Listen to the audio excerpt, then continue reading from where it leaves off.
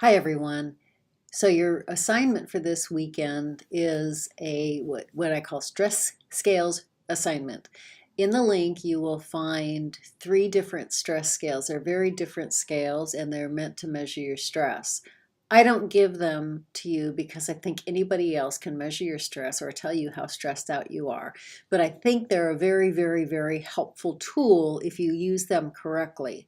What the scales do is they take huge amounts of research and average them out to how much people experience certain stressors in their life and how much then they experience the physical and emotional aspects of stress. I don't give them to you because I think anybody else can measure your stress. Stress is an internal experience. It's absolutely your own internal experience, as we just learned earlier, of what that emotional imbalance feels like. However, I do think that there's a lot to be learned from the stress scale. So I want you to take them and I want you to score them as well. But what I want you to do is really look at them critically and look at if they match you, if you think they're fair or not fair, as far as really describing the amounts of stress that you feel. Also, compare the stress scales to themselves. They're very different scales. One is a life events scale, which measures more of your uh, just major events that may or may not be going on in your life. Those are what we most often define as acute stress, and not like it's cute, but like acute, like it's pretty big. And those would be things like moving or relationship breakup or, somebody in your family dying or, major events in your life. And those are very different than the scales that measure like time pressures or daily hassles. We used to think of, in our field of stress management, we used to think that the big stressors, the acute stressors, were kind of the measurement of stress. And so that life event scale was the gold standard of stress. But what we realized is that a lot of people have daily chronic stress that in the long run adds up to be just as much as the acute stress. So is one better or worse? And the answer is no. It is what it is in the way that you internally experience it. So some people make it through life events better, and some people make it through chronic stress better. There is no right or wrong answer.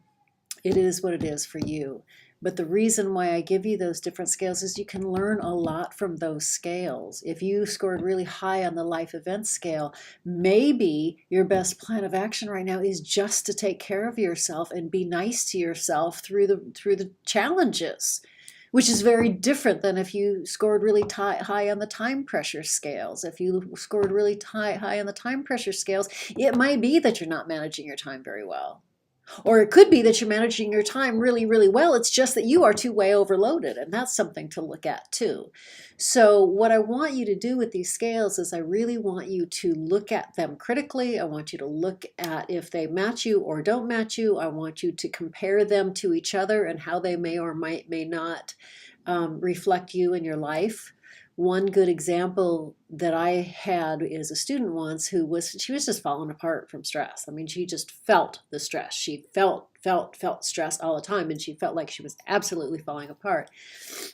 And she took one of the scales, and it was like it told her she had low stress.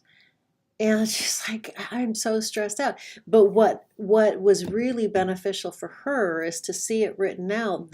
All of her stress was super clustered around her work. So her work was the thing that was all very, very, very high stress for her in her life, but everything else was really low stress. And so when she actually saw that on a piece of paper, it was like, oh, okay, I really do have a pretty low stress life. It is in my work. And if I'm falling apart so much from this and my work stress, I need to do something about it. I either need a new job, I need to take some action and changing around my job. So for her, again, it wasn't the total number, but it was something that she really learned about that.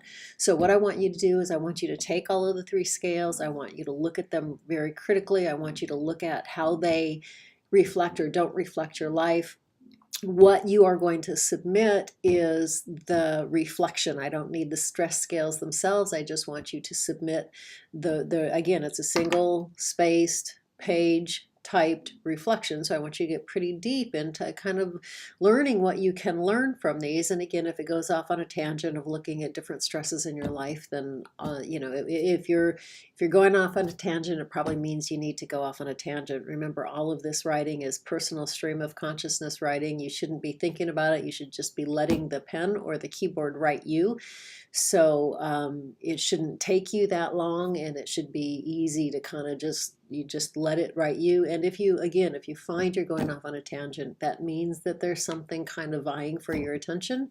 And for your best stress management is to kind of follow that tangent and see what it is that's kind of trying to come to your conscious awareness of your stress, of your attention and your stress. So what you submit is just that one page reflection. I don't need you to submit the scales. So thanks and have a good week.